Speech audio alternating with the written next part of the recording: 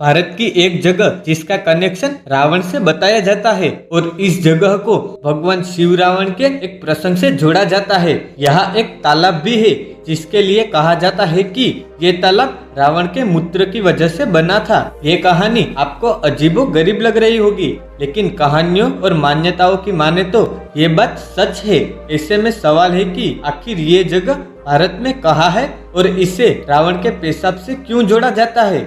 तो चलिए जानते हैं इसके पीछे की कहानी। ये बात है झारखंड के वैद्यनाथ धाम की, जहाँ भगवान शिव का काफी प्राचीन मंदिर भी है। कहा जाता है कि यहाँ जो शिवलिंग है वो रावण लेकर आया था। रावण का लाया हुआ शिवलिंग ही यहाँ रखा हुआ है और इस शिवलिंग की काफी मान्यता है। इस मंदिर के पास ही दो तालाब है, जिसमें एक के लिए कहा जाता है कि वो रावण के मूत्र से बना है। इस वजह से लोग इस एक तालाब को छूते नहीं है और ना ही इसके पानी को इस्तेमाल करते हैं।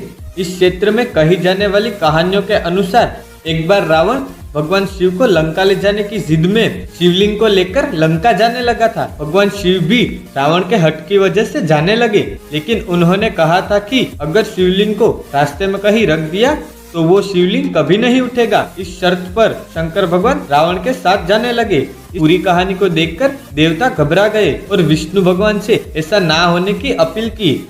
कहानियों में बताया जाता है कि उस दौरान रास्ते में रावण को लघु शंका के लिए रुकना पड़ा। उस दौरान भगवान विष्णु ही बच्चे के रूप में रावण के सामने आए और रावण ने बच्चे को शिवलिंग थमा दिया। कहा जाता है कि रावण ने बालक बने विष्णु से अनुरोध किया कि शिवलिंग को अपने हाथों में थाम कर रखे जब तक कि वो लघु शंका करके न आए। मगर रावण जब वापस लौटा तो विष्णु भगवान शिवलिंग को वहां छोड़कर चले गए। शिवलिंग के जमीन पर रखे जाने से रावण दुखी हुआ और शिवलिंग को उठाने की कोशिश की, मगर ऐसा नहीं कर पाया। शिव जी के वचन के हिसाब से वो शिवलिंग नहीं उठ पाया और उस शिवलिंग की ही इस धाम में पूजा होती है।